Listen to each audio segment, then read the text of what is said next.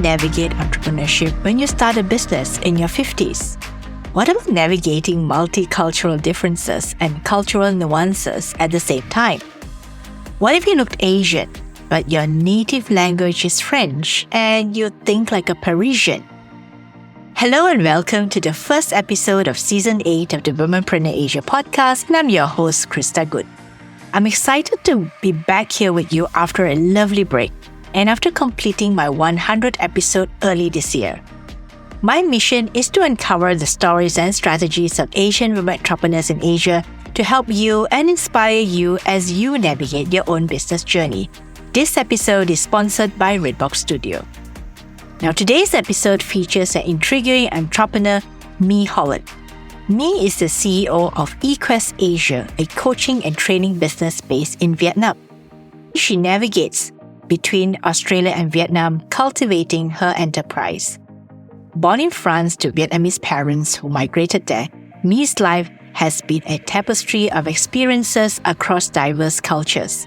Having lived and worked in the US, Japan, Hong Kong, China, New Zealand, and Australia, her journey reflects the complexities of multiculturalism.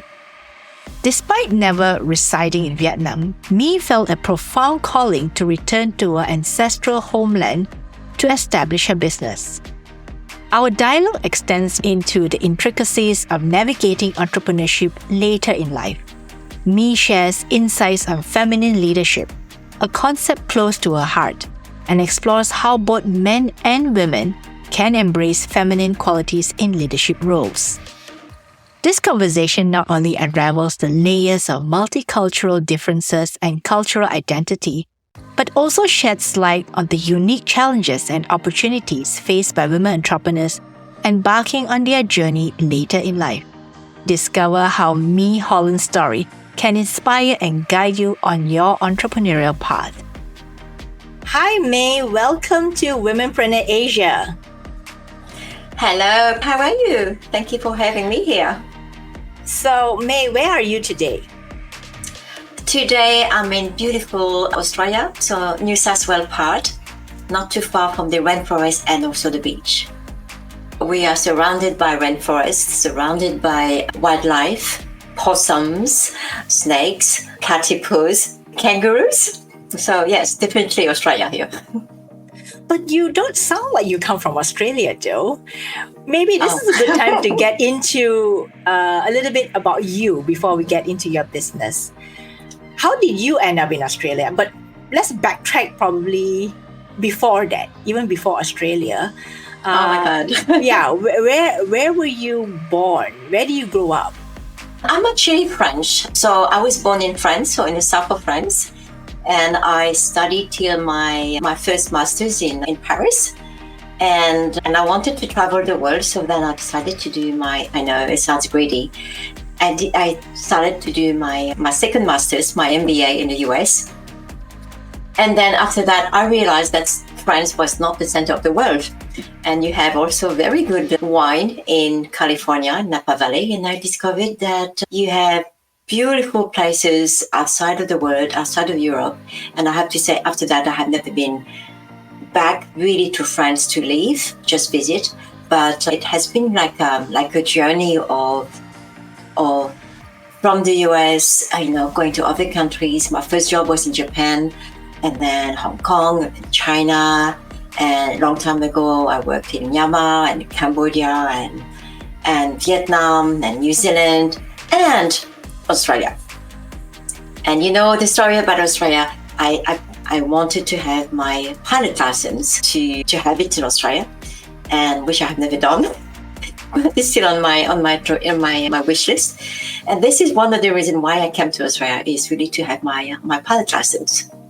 All these countries that you've gone to, US, Japan, Hong Kong, China, and traveling around the world. But when do you decide to settle in a specific country or call a specific country your home? That's a very nice question, because I have done some reflection lately, and I have realized that I have never lived more than 2 years in one place, except in Australia. And that was really interesting, because when you start to think of settling, you have a very different mindset. you see things differently. You buy things another way. You're not just temporary. Like when I was in Hong Kong or New Zealand, that was only temporary. So I said, oh yeah, I'm not going to buy this. I'm just having furnished apartments or whatever. So you're never home because you know that you are going to go on. You're going to be on the move for the next one, but not knowing where. So it was very open to new experiences, and I think that was my drive probably. When I was much younger, is not sure where you will go. That sense of curiosity and adventure, and really open to trying something new and not knowing where you're going to end up anyway, and finding a job when you arrive there. But in your case, you decided to, eventually settle in Australia. And what made you do that after all these years? Oh, after all those years, yes. Well, I met my husband in my husband to be in Hong Kong. And he's from New Zealand. So he took me to New Zealand and we both tried to look for work there. And in that time, that was very difficult. New Zealand, 25 years ago, is not the New Zealand that you know of today. So it wasn't international.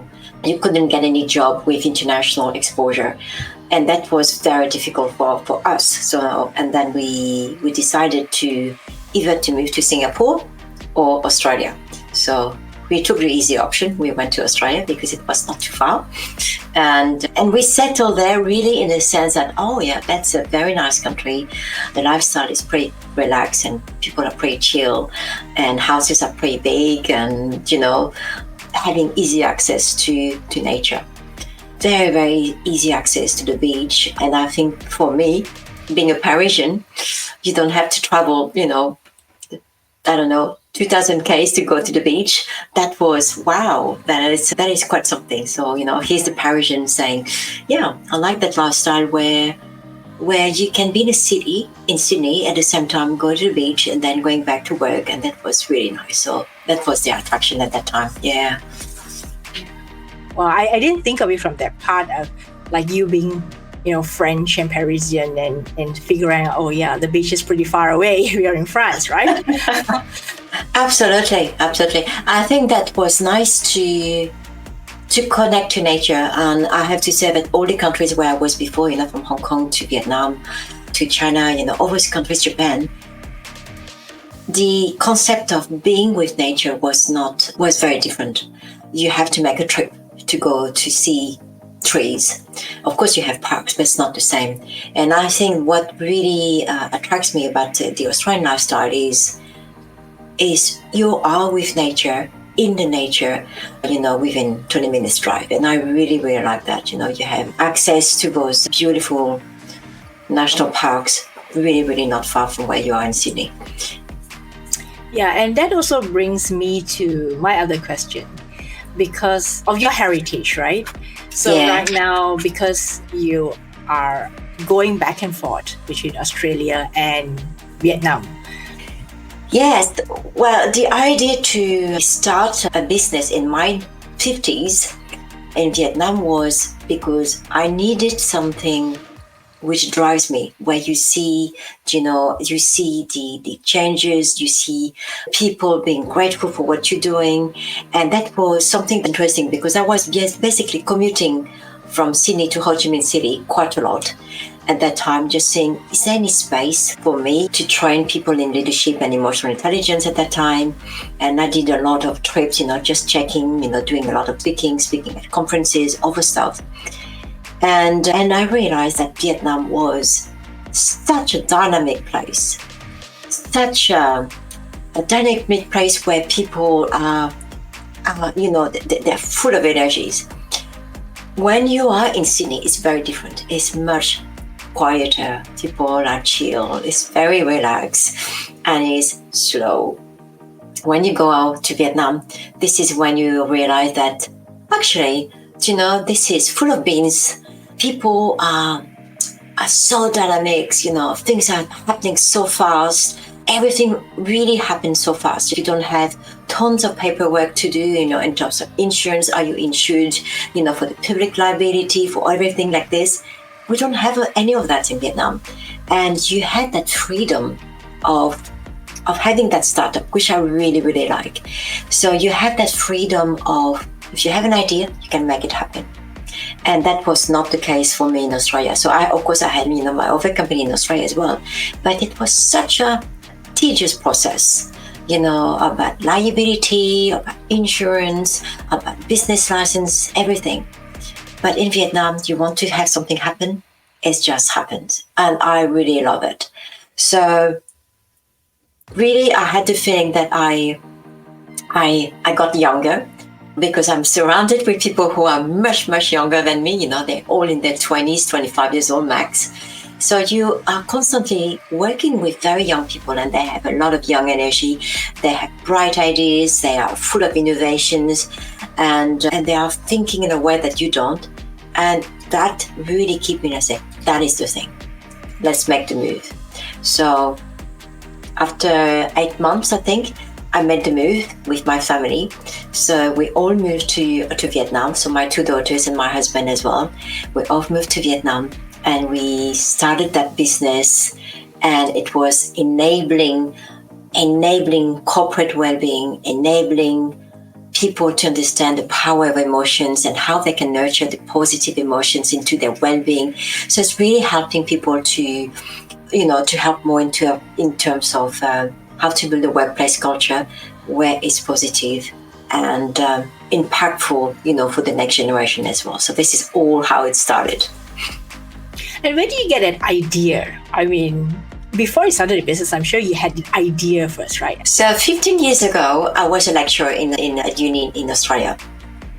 I went to a conference with a friend of mine called the Happiness Conference, and called also the Mind and Its Potential. And I said, oh, wow, and I look at the price and oh, wow, this is quite expensive. I'm not sure that I want to do it. I'm not knowing about anything, Really, do you want to pay a few $1,000s to learn happiness? And I was very skeptical.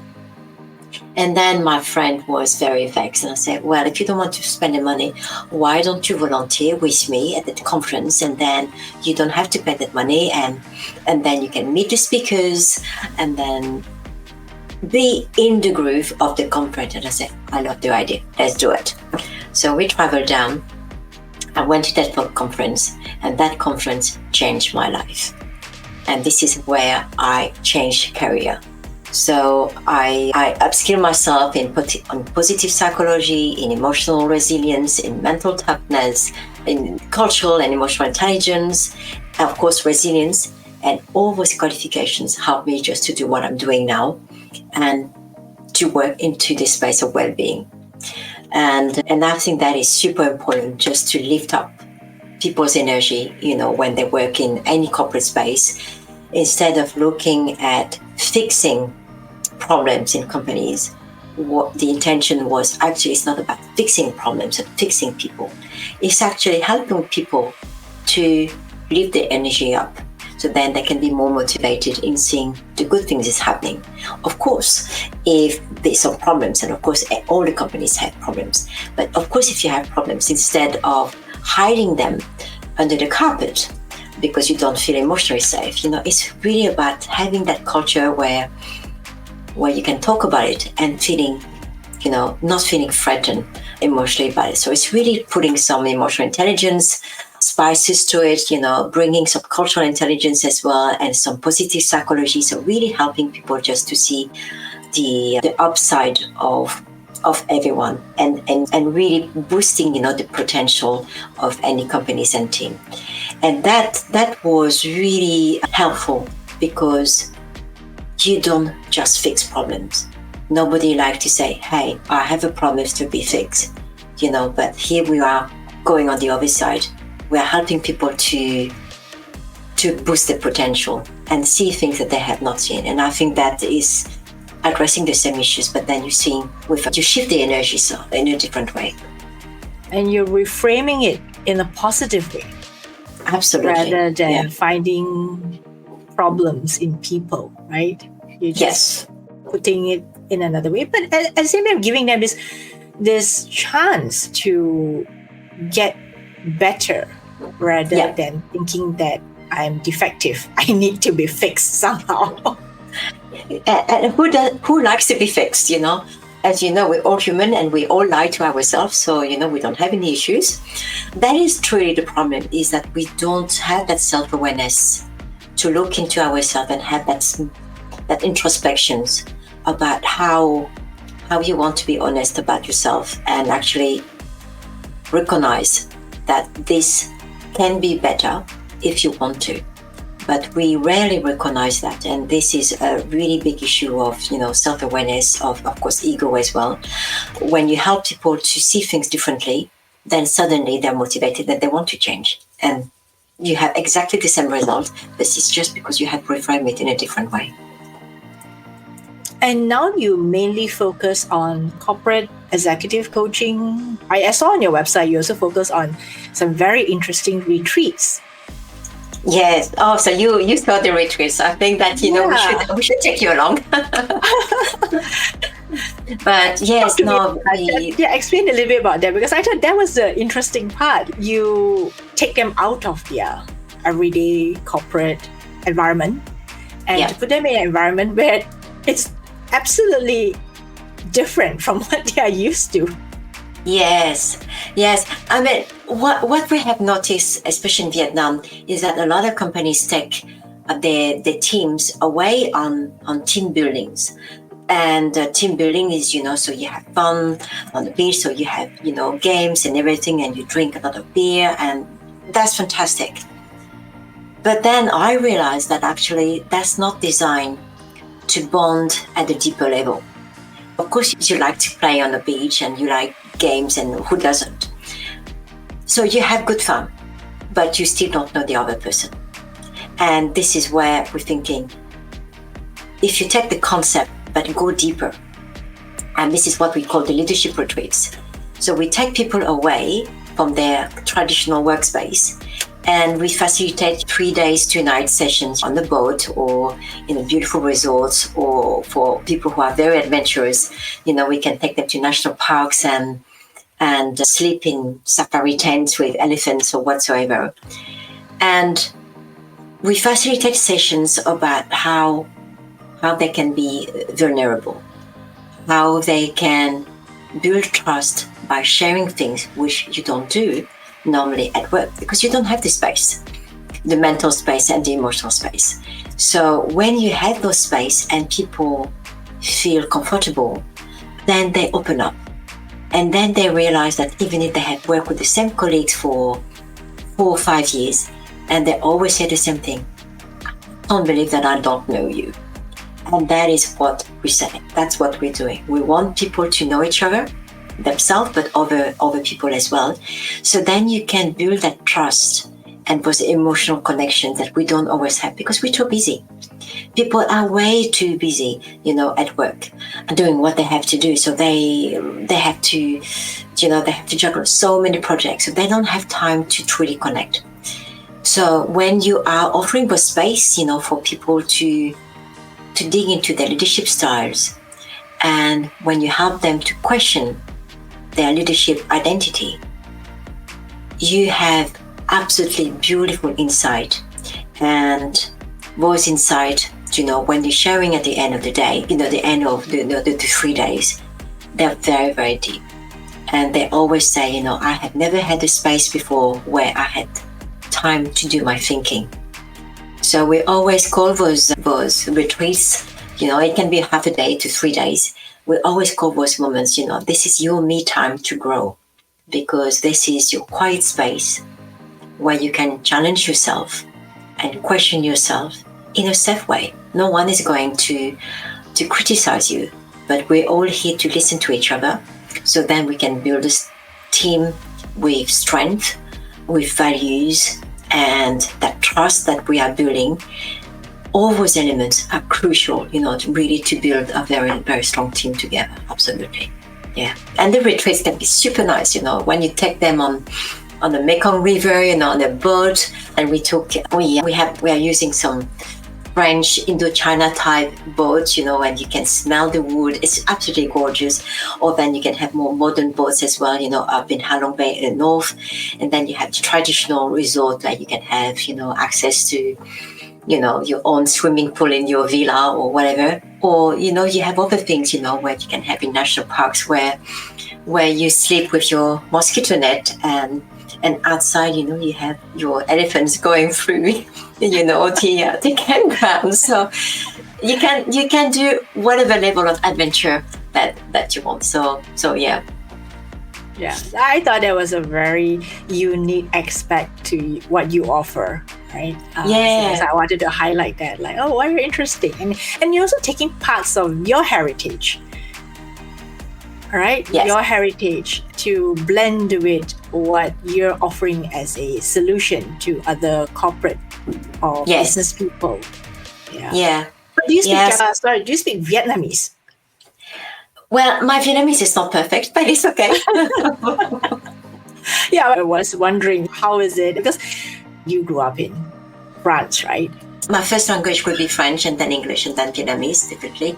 But, I'm taking private class now in Vietnamese, trying to polish my professional vocabulary because I mix a lot of words, when I speak in Vietnamese. So I mix a lot of technical words because I'm here thinking, oh my gosh, I should know this word. But I don't use it every day. So therefore, you really have to do those traditional course 3 times a week. And I think that my teacher is very patient, so she's cool.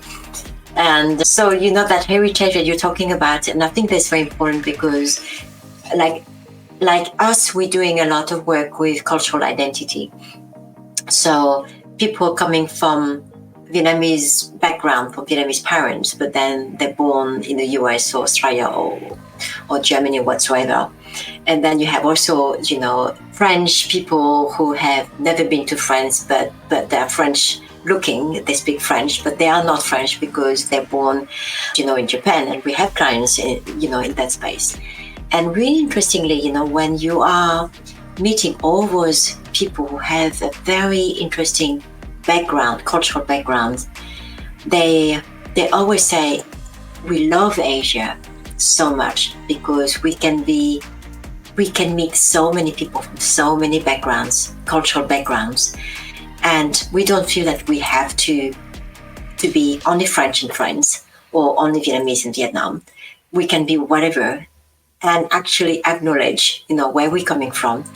And it's such a rich background, such a rich experience to learn from people's background. And I have to say, when you hear about people wondering, if they're Italian enough or French enough or American enough, and you have that discussion, and I found it very, very deep because they're all sharing the same experience, but with only different nationalities. And they're all sharing that search for identity. And then you see them talking about how they apply it in their own leadership, when they work in their own companies. And it's very interesting because even if they look Japanese, they can be more American than Japanese, even if they have a Japanese name. And same for Vietnamese, they look Vietnamese, but actually some people, like me, they can be much more French than Vietnamese. And you see people wondering, which hat are you taking on today? And I have to say, I really like that kind of discussions because you always learn something from someone. Yeah. What's your experience? Yeah, interesting observation too, because I sometimes feel like in Asia itself, you never can pin down a person to just one specific ethnicity, for instance. True. People could be a mix of so many things. And I think in Asia is more prevalent, right? Because of, we can't be compartmentalized because we speak many languages. And even when you speak different languages, I'm sure it happens to you, right? When you speak French, it's a different kind of thoughts and concepts. When you speak Vietnamese, it's totally different, right? So I think language itself shapes how we think, and it influences our behavior, influences the way we act and react to other people. So I found you very fascinating. Language too. The body language as well, which is absolutely very interesting because I haven't noticed that, years ago. And somebody said, "Oh my gosh, you're so French now, and then now you're so Australian." And I said, "What do you mean?" And of course, it's not just the language, but it was the body language. So with French, I speak a lot with this, and Australian, we are very holding each other and, we're hugging and everything. So it's really fascinating because you do it without noticing it. But somebody who is external and who see it and say, oh, so what is she now? And that is very meaningful because when people remind you, about which hat are you wearing, because you're so immersed in your conversation. Like if somebody speak to me in English, about wine, of course I'm going to be French. But then if you speak to me about, nature and the beach culture, of course I'm going to be, much more Australian. And then the body language changed completely. And I found that really interesting that, when that person noticed that and noticed that, years ago, and I said, oh my gosh, you're right. I haven't been mindful enough to notice it, but you're absolutely right. Yeah. So you're Australian in Australia, you're Vietnamese in Vietnam, and you're French in France. Kind of, yeah. But I think it's a bit of mixture, like you put all the spices together and you mix it and... Yeah, but of course certain mannerisms come up, right? Certain Absolutely. hand gestures, body language, even certain words that you use would be slightly different. But, and that's what makes life interesting. And I think that when I first met you, I thought, wow, she's very interesting. She was born and she grew up in France, and now she's running her business in Australia and Vietnam. And yeah, what an interesting global citizen you are. Well, I'm sure you are as well. But I have to say Vietnam was the hardest one. The hardest one because my Vietnamese is not good enough. And I'm not from Vietnam, really, because I was not born there. So you still have the halfway, I'm half Vietnamese and half somewhere else. And that makes things quite challenging at times because I actually don't read Vietnamese. So I'm illiterate, in Vietnamese. So I can read Japanese, interestingly, because I studied. That's interesting. But I can't read Vietnamese, properly, So you give me a newspaper, an economic newspaper or contract. I'm like, oh my gosh, let's do Google and translate it, But I miss the nuances. So of course I understand, but I miss the nuances. So I don't really get it, 150% of what I should do. So that was actually quite a challenge culturally because when I speak, people know that I'm Vietnamese, but not from there. And they don't understand why I don't understand everything. So I always have to have the narrative of, like, well, do forgive me if I don't understand everything. It's because I have to learn, what I should know about the local business and how people are doing business in Vietnam. So I should learn and unlearn and also adapt to the culture of 2024 because the Vietnamese that I speak actually is from my parents. And my parents left Vietnam in 1952, which is during the French time. So I'm born in the late 1960s. And my Vietnamese is actually an old Vietnamese, which means that the vocabulary that I'm using is 88 years old vocabulary. I'm using old words that people don't understand. So I haven't evolved. And people sometimes they look at me, how interesting that you speak, but you don't look like 88 years old, But you're using old traditional Vietnamese. And the words don't exist anymore. So yes. So each time I said that, Jimmy, that word doesn't exist anymore. So, okay, so what is the new word now? So then I'm learning the new word that I had not learned. So that is how you adapt yourself to the culture that you think you know, but you forget that things have evolved so much that I'm stuck in my parents' time. And even if I have not, and I wasn't born in that time, but I adapt that vocabulary as of today, and people just laugh at me and say, oh my gosh, you need to update your vocabulary. It's like updating your laptop and your process, your CPU is exactly that. Your operating system. Exactly that, yeah. Wow. Yeah. But when you started the business in Vietnam, besides this cultural and language challenges, were there any other challenges that you came across that, well, now sounds hilarious, but back then it wasn't that hilarious? Well, it's so many things which, so when people don't travel much in Vietnam or let's say if they don't work overseas, they don't understand what foreign people or Vietnamese people like me, we call it Viet Kieu, so overseas Vietnamese, when they come to Vietnam, they don't understand what is common sense. And for a lot of people it's common sense, but for me, I have to learn and I don't understand that. And one hilarious example is when we had some contracts with a client at that time. So when you sign the contract, I always need to have a blue pen, and I didn't know that. I signed with a black pen, black ink. Is there a difference? Yeah. Well, I didn't know, but I know now, because you get fined by the tax office if you are signing with the wrong color pen. Because if you sign with a black pen, that means it's probably a photocopy or something wrong with your signature. And the proper contract has to be signed with a blue pen. So you learn as you go. Okay, so contract invalid. And then you got the tax office on your back. And I say, well, you have a fine to pay because your contract is not legal. So what are you talking about? My accountant, did not explain to me that you have to use your blue pen rather than black pen, which is so obvious for her, but not obvious for me. So this is a very silly example, but just to say how the French colonial system, long time ago, still had that influence on the Vietnam legal system. And all those paperwork that we're doing now, all those things are coming from the French system. So the blue and the black pen. Yeah. Well, that's a legacy. Yeah, not very good, but it is. Okay, so it sounds so trivial. It sounds such a small thing, but just to give you that example is just to show you, the little mistakes that you do constantly. So it's really about that self-awareness that you should have. What is it that I know that I don't know? They don't have that. And what is me, what I think I know that actually should be questioned when you go somewhere else. And that at that time I didn't have.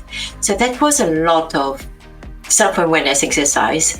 And then after this, I was like, okay, common sense. Let's think.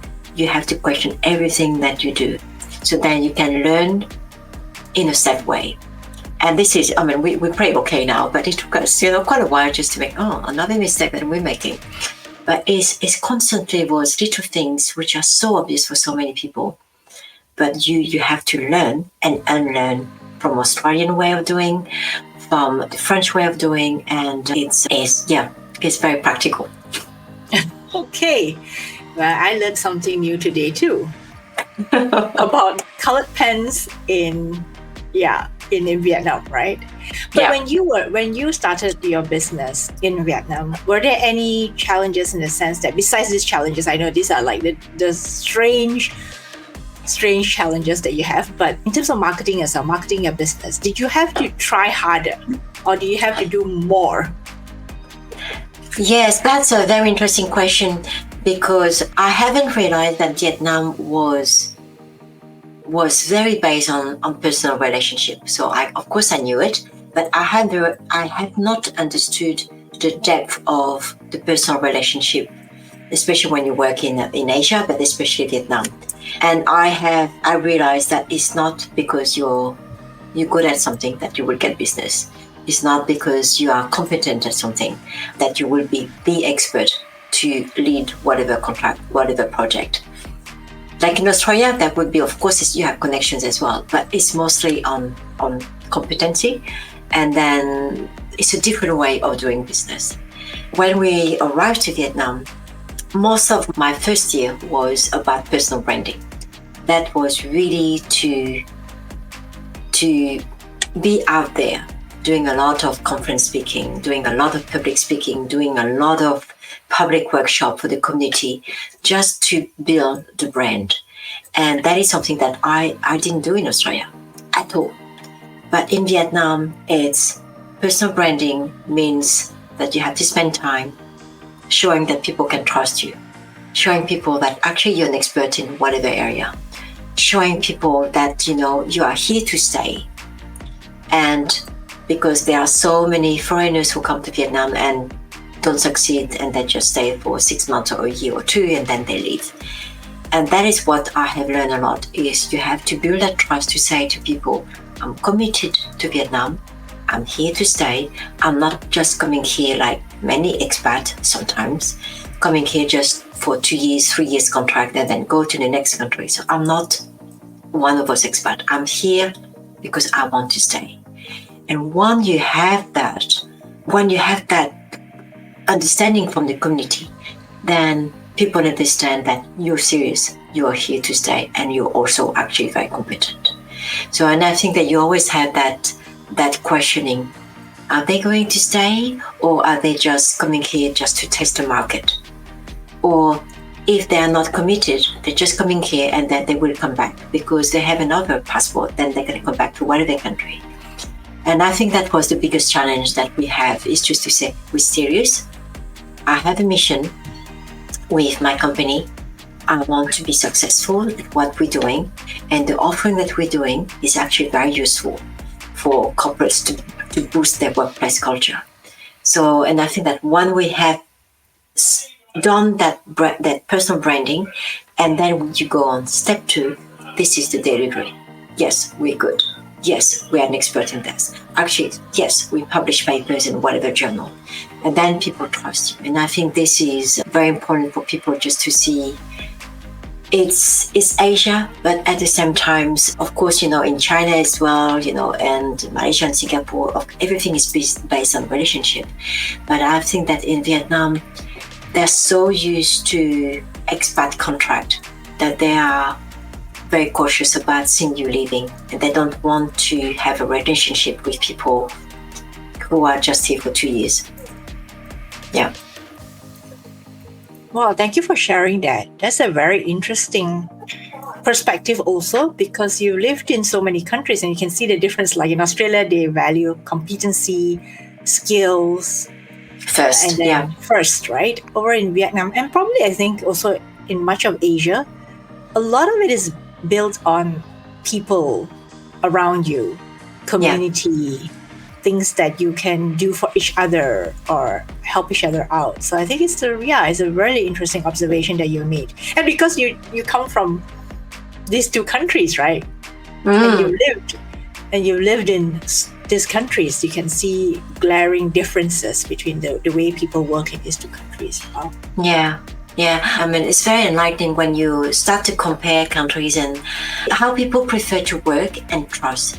And I think, like the trust in, for instance, in Western country is based on task. And then the trust in Asia, as you know, is based on people. So the personal branding that I was mentioning before is really based on people. And you have to spend, 150% of your time building your name, showing that you are serious and you're committed, to your mission. Absolutely. So now that you have gone through that process of building a business, but one thing I wanted to come back to is actually, I wanted to ask you, how does it feel like to start a business in your 50s? Okay. Well, you know what? I feel young again. I want to be an inspiration for a lot of women. Sometimes I hear women, I have children, I don't have time to do my startup. I so want to do it, but I can't do it for whatever reason. I want to be the one to inspire them. It's not too late. I can do it. And people will say, but you won't have the same level of energy like if you were in the 30s. And I said, that's not true, because I actually have more freedom than ever. I have more freedom, I have more experience, I have actually more connections, I have more living work experience in many countries. So all of this actually is the asset that when you are in your 20s, 30s, you don't have. And that builds that momentum of experience that, a lot of people want to have quickly. But here, when you're in your 50s, you have all of this, and you are choosing which experience from which country is useful for you. You are choosing which leadership model that you want to use, because you know that that one works, and actually this one is more efficient. And then when you come to Vietnam, you adapt it a little bit, because you know that that will actually appeal, to some generation, some culture. So you can really adapt, your leadership style and your leadership mindset whatsoever. But I think that when you are younger, so when I was younger, so maybe I talk about myself. When I was younger, I needed to build my experience like everybody else. You need to build experience. You need to understand what you don't know and what you want to achieve and what you want to experience. So this is why I move in so many countries, because I want to know what is life in Hong Kong, what is working life in Japan, what is work like in California. So all of this gives you a tremendous asset, and then you can use the one that you want to now. And this is when I say that, you have a lot of freedom, is really that you have that freedom to choose, and you don't have to experiment too much like in your 30s. Of course, in your 30s, you have to experiment, and you're probably quicker at technology than me. Having said that, we are building some AI platform as well. So just to say, in my 50s, I'm still learning, But I think that, when you work with young people, like in our team, they're all very young, you are learning so much, because we do reverse mentoring. The young people in my team teach me the things that I will never understand. Integrating, artificial intelligence in our product, let's do it. Building videos which appeal to, the young generation, let's do it. That was not my idea. Definitely not. But that was, that young generation's idea. I want to support all those innovative mindset, because we are catering, for the young leaders. So obviously we have to adapt, our mindset. And I think, like in my 50s, I have the experience of managing people and managing projects, but I don't have the technology, and that's okay. So when you build a team together, it's about taking all the strength together, make a melting pot, add some spices to it, make sure it cooks properly, and then you serve it. Love the analogy. So this is also a good time to ask you, we're talking about leadership models, right? So we're talking about leadership models, and before we got into this recording, we were talking about something that you feel very passionately about, and something about us being females and being feminine that is very different from the masculine. And could you talk a little bit about that? And of course, the model that you have. Yeah, so I share that model of FQ, so the feminine quotient, so the feminine intelligence, in the TED talk that I did for Monash University in Malaysia, actually during COVID. And it's not about having two genders. The leadership model is not about having two genders. It's not about being woman or being men. It's not about being feminine or being masculine. It's about embracing a mindset of whatever gender you are, and embracing the mindset of having that feminine intelligence, which has 4 components. So you have the first one is about authenticity, which also means about being vulnerable. The second one is about having courage. Courage is, for instance, in our 50s, have a startup in a country where you don't speak the language. That's what I'm calling about courage. A lot of women, after giving birth to their children, have the startup, and you see this quite a lot nowadays. So that's the second element. And then you have the third element, which is about compassion. And compassion and empathy. They are crucial if you want to connect to people at the true level and at a deep level.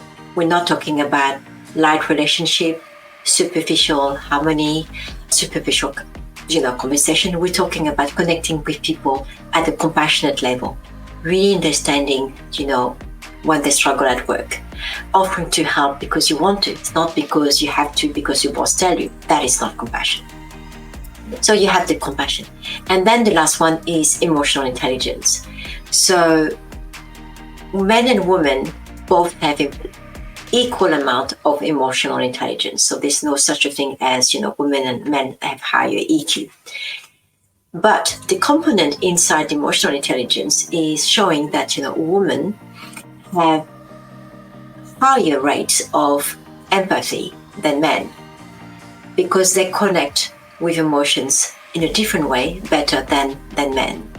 So the model is really about how we can use those feminine leadership traits, so authenticity, compassion, courage, and emotional intelligence, how we can use those 4 traits which are more seen into feminine leadership style, but for everyone.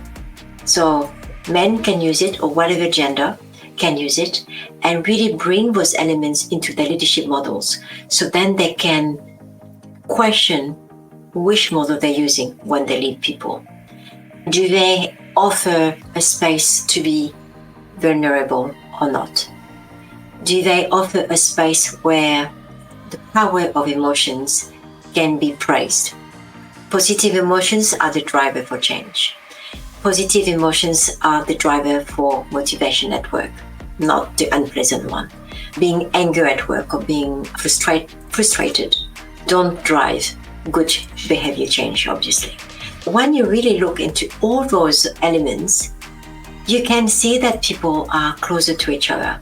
They understand each other. And they can actually also be closer to, the family members, because who doesn't want to be loved for who they are, or in the companies, you can have leaders who lead and believe that they are very good leaders because people follow them. But then the question is, do they have real followers, or do we have followers who admire them because they have shown compassion? They have shown humanity into their leadership style. So it's really about all those questions, when you talk to people, what leadership style are you choosing? First thing, are you really choosing it, or are you doing it with that intention? Or you doing it because it has been the way of doing that you have learned into your business school? And that can be a very traditional leadership model that most of the times are being used and designed by men. This FQ model is about helping to reshift, a leadership model which is not about transaction, but it's about focusing on human qualities which actually connect each other. So really looking into the feminine traits, which helps people to connect to each other. And then the question that I will ask you, for instance, is, when you go to any teams and you ask them, what traits do you like in your leaders? They're not going to say, hey, I like that leader because, he make me work so hard, right? I don't think they will say that. But they will say, I like my leaders because they listen to me. They care about me, which is compassion. So it's leadership is not about transaction. And the traditional leadership model that we study at uni, they are designed by men. And most of them, a lot of them, not all of them, most of them, is about control. So it's really about processes. So I want to invite people just to think, what if we shift from the processes to the human traits, and then you shift the complete culture of your team. And do you use this a lot in your work, in your business? Yes. So we don't always use all the 4 at the same times in, for the trainings that we do, but we use a lot of emotional intelligence and a lot of compassion leadership because people understand that. Authenticity, not so because I think sometimes people are not ready yet, because you really need to prepare them before, coach them before, and then you can take them away in a retreat and then talk about vulnerability.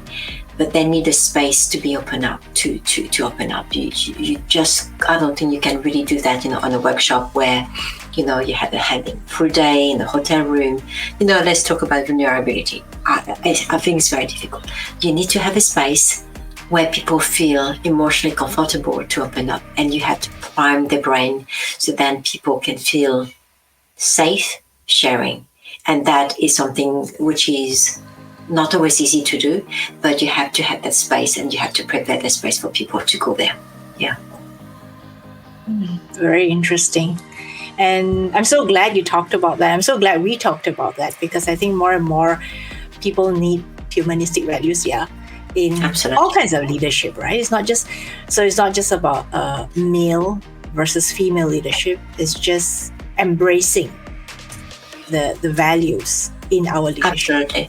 Yeah, which so far has been more found in the women. The issues I think that people have is because of the association that they can say, if I'm a male leader, I don't want to be feminine. It's not that. What I want is you taking the feminine traits and integrating it to your leadership style. So then you can connect with people at a deeper level. So that is very different. It's not about asking men or any genders to change gender. It's not that at all. It's about recognizing that those 4 elements are mostly found in women leadership, and we still have to acknowledge that it is women leadership, but we use them in a way so you can do at whatever degree you want in your leadership style, but you do it in a way so people connect it and get it and follow you. And then, you can really try in one team and you see what it works, and then you can try in a second team. And this is how you start. But yeah, it's not going to be, a big change model. Yeah. That's a lot of interesting stuff going on there. That itself probably needs another episode to really dig deep into it. But now that we've gone to talking a little bit about your business, what you do, and of course the feminine quotient, I want to talk about you as a person. What do you do when you're not working on the business, when you're not running a business or doing your corporate retreats and running between, Vietnam and Australia? What do you do in your free time? Well, I'm actually a person of routine. I like routine very much because it keeps me on track. So I wake up like a chicken. I wake up very early in the morning. So I wake up at 6 o'clock a.m. And then I have probably 20 minutes of meditation. And then I do my workout with pirouetting, on YouTube. So very, very full on. And when I don't do that, the following day, I do meditation and then I do yoga. And that is absolutely my first thing that I do in the morning. Then I have breakfast and whatever. Otherwise, my real hobby is I love reading. I absolutely love reading, which can be an issue because I read too much, and this is probably boring for my husband saying, you're still reading, you're still learning. But that is actually what I really enjoy doing. I have planned this year to do actually my 3rd master's, and I haven't enrolled yet, so maybe I do it next year. But I wanted to start to do my 3rd master's in neuroscience. And because I love studying, I love reading, blogs and studies about neuroscience and, the human mind and all those flows that we have in our mind and all the potential that we don't understand yet. Yeah, my real hobby is reading. So I know it sounds very intellectual, oh my gosh, meditation and all these things. But yeah, it's very much of that. Otherwise, a hobby, but then it's not, every day, but, we do like cycling. So where I live here, so we live in the rainforest, by the beach and the river as well. So cycling into the rainforest is absolutely mind-blowing here. It's beautiful nature. The smell of the trees, the leaves is beautiful. And it's autumn now here, so it's March, end of March here, so it start to be a little bit cool. In the morning we have 15 degrees 25 daytime, but cycling in that climate is actually very nice. Yeah. And when you go over to Vietnam, it's like 30 degrees, right? Absolutely. And I can't wait for that, actually. I can't wait for that, because there I have my own routine. I do my qigong, every morning. So I have my classes of qigong, which I love, and I have my classes of martial arts, which I love, and I can't have it here in Australia. The next time I visit Ho Chi Minh, I must make it when you are there. Then we can explore Ho Chi Minh together. Absolutely, and I will take you to some beautiful street food place, and it's beautiful food. I have quite a number of Vietnamese friends these days, so I get a lot of invitations like, come try our street food. I think the last time I was there was in March 2020, just before the lockdown. I came back just before the lockdown. So that was quite an intense experience, because every airport in Asia was shutting down. And I had to make sure that I came back before things started to get a little crazy. Yeah. Wow. So you made it. I made it home to Malaysia before that. Okay, good. Yes. Good. So I know we've talked a lot about everything, about your life, where you grew up in, and I wish we had many more hours to talk about that, because that sounds really interesting. Because I haven't even unpacked the stuff that you did in France when you're growing up in France. I'm sure that would have been a story by itself, right? Growing up, in France and then traveling and doing all that. But before we end, I just wanted to ask you, what would be your 3 pieces of advice for any woman who's listening to our conversation today to take home with? Because, they've listened to it and say, okay, May has this fantastic experience of life. Now she's starting a business. She started a business in the 50s. She's doing all this wonderful stuff. But if you had to sum it up, like, what would be the 3 key pieces of advice for a woman who's listening to us and say, yeah, wow, May, she's had such a life, and now she's doing other things in her 50s too? Absolutely. Still in my 50s. Well, the first piece of advice would be take any chance, any opportunity to work in another country outside of your comfort zone. This is where you grow the most. This is where you challenge your culture. This is where you challenge yourself. And this is where you know yourself. And absolutely take any opportunity to not to work as a contract, but work at least 2 years somewhere, and this is where you grow so much. And then, because your point of reference is not your home country anymore, so this is how you start to be a global citizen. The second one would be question ageism. So ageism, being 50s or being 20s, whatever age you want to do your startup, don't listen to people who say that you can't do it. And if it doesn't work, do it again. Doesn't matter. So I have many startups in my life, and it's okay. And I think really fight ageism, because people will always comment on whatever you do. So you're too young, you don't experience enough, you don't know enough, right? And then you're too old, you should settle, you should look after your grandchildren. Sorry, don't have time for that. So question that. And then the third one is, in anything that you do, be true to your cultural identity. You don't have to fit in to the Western standard.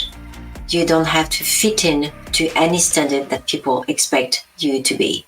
So you're Asian, you don't have to change your name to please somebody. You don't have to change identity just to fit in because somebody has made a comment one day and they expect you to change. So be proud of your cultural background and your many cultural background. Be very proud of your many cultural identities and make a beautiful soup out of it. Put some spices to it, make a soup out of it, and that is you. And that is you. And I know I talk a lot about cooking and soup today and spices, but it's absolutely... It must be something you're passionate about too, cooking and eating. Yes, good. Yeah, absolutely. And it's really that. It's really how you want to make your noodle soup, whatever you spice you want to put in, put it in, you don't have to remove it because somebody has made a comment about where you're from, who you are. So your soup is your soup. Make it for your taste. Thank you. Thank you for those 3 very interesting key pieces of advice. So the first one is, if you have an opportunity to work or travel to and work in another country, right? Yeah. The second one is, don't let age stand in the way. Yeah. Whatever you want to do. Whatever age. Whatever you want to do. Don't let age be an excuse that you're not doing it.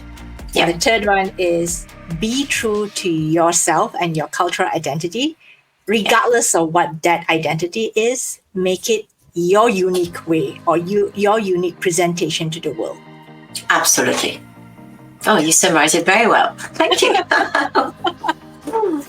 So finally, after we learn about everything about you, where can people find you if they want to learn more about you, perhaps work with you, or even find out more about the corporate retreats and the coaching that you do for your clients? So I'm on LinkedIn, so you can find me at my name, so me, My Holland, like the country, and the website is equestasia.com.au. And EQuest is EQ for emotional intelligence, so in EQuest Asia. So you have a quest for Asia there, and you can find all the informations on retreats if you want to be cruising with us, or in Australia or Thailand or Vietnam or Laos. That is our intention. It's absolutely a beautiful, beautiful, beautiful experience to do. So thank you so much for this wonderful, wonderful interview, because before we even got into this interview, we had such a blast talking, right? I know, oh my gosh, we've been talking so much. But there are some people that you meet and immediately you kind of like feel, perhaps she's someone I've known for a long time. And sometimes those are the people that you feel like, wow, there's a really true connection in that, right? Yeah. And so I'm very glad that we had this conversation. I'm very glad that we made this interview happen. And I know that such interesting things you're doing with your corporate retreats. I'm kind of jealous, like, how interesting it is, right? To be just cruising. But of course, doing tough stuff while you're cruising. But we did a strategic meeting on that too. Strategic. I think we trained. So thank you so much once more, and I really, hope that more people would take into account FQ, right? Not to be feminine, but to really embrace feminine traits or absolutely in their leadership, and take more of that. Do more of that at work, actually, right? To actually do more of that at work and embrace more of that at work. Yeah, and at home as well. Yeah, and at home as well. Okay, so thank you so much, May. I hope thank you very much for again. having me. Well, I'll see you in Vietnam in a street food. Cheers. Thank you for tuning in to today's enlightening discussion with Me Holland. I found her 3 pieces of advice particularly impactful. Firstly, she emphasizes the invaluable perspective gained from experiencing life and work in different countries, a powerful catalyst for growth and learning. Second, Me reminds us that age should never hinder our aspirations. It's never too late to pursue our dreams. Lastly, she underscores the importance of embracing and celebrating our cultural identity as a source of strength and pride. If you resonated with this conversation, make sure to subscribe to the podcast for more enriching stories, and share this episode with a friend who will benefit from this message, and don't forget to rate and review us if you can. Thank you once again for joining us at Womenpreneur Asia. Your support means the world, and I look forward to welcoming you back for our next episode.